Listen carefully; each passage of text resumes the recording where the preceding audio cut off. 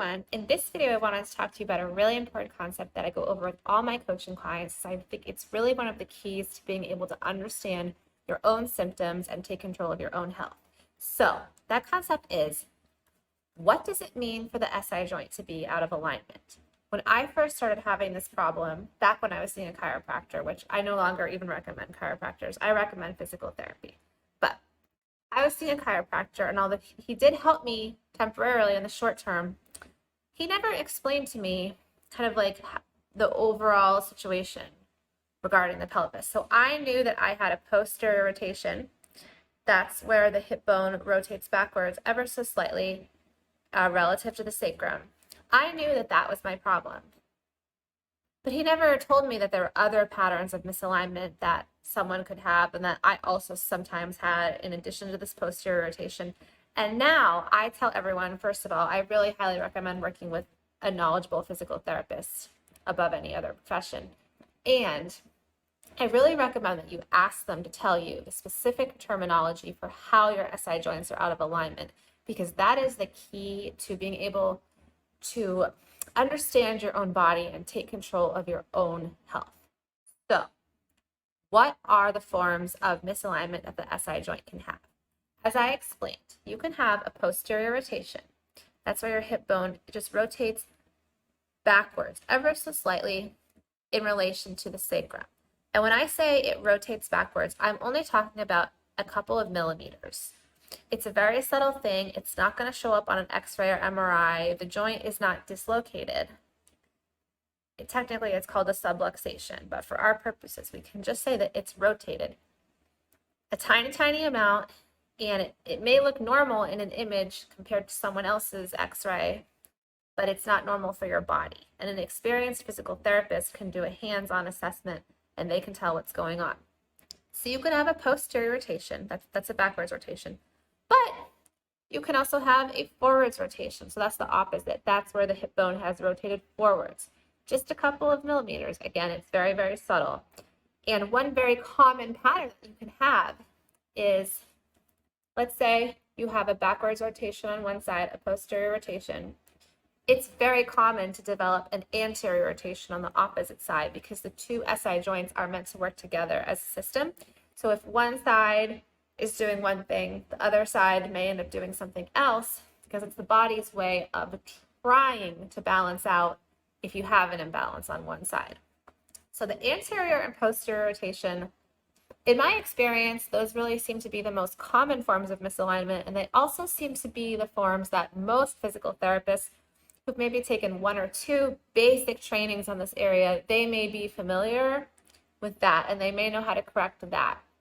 But what you're really looking for is someone who is familiar with all of the patterns I'm about to explain to you, and they can help to correct all of them, because that's what you're really going to need to get a comprehensive understanding of what is going on for your pelvis to move forward.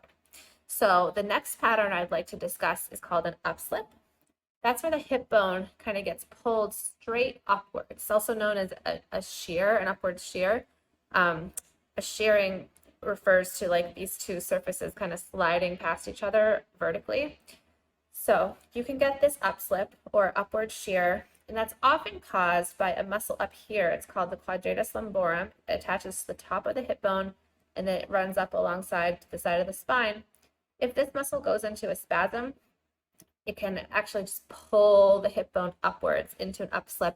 And again, we're only talking a couple of millimeters. We're not talking a dislocation. We're not talking anything that's going to look crazy. But if it's not in the right place for your body, it can still be very, very painful.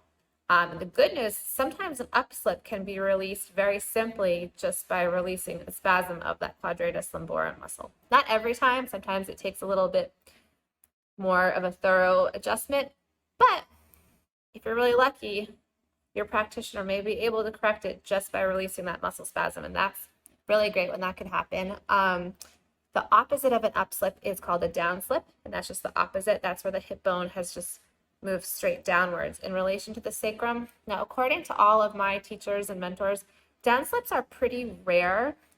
I have actually never had a coaching client come to me with a downslip. It does not seem to be a very common thing, but I do want you to be aware of it just so you know that it's out there. It's in the range of possibilities. So you do want to see someone who's aware of what a downslip is. Another form of misalignment that you can have is called an outflare or inflare. So an outflare is if this hip bone has moved outwards away from the sacrum, the base of the spine. And as you can imagine, an inflare is the opposite. So an inflare is the hip bone has actually moved inwards towards the base of the spine.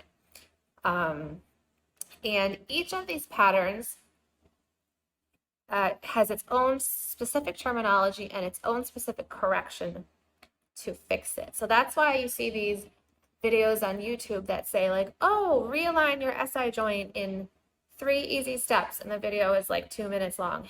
And these videos are just not realistic, because when we say the SI joint is out of alignment, what do we mean? We could mean any of the things that I just described. You have to be specific. You don't want to correct a problem that you don't have, because it's not going to work.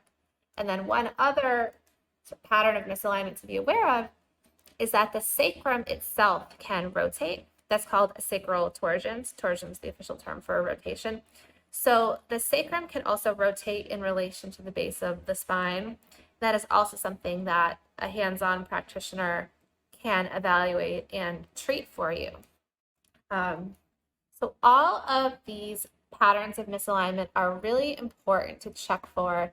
And when you find the right physical therapist to help you, they will be familiar with all of these.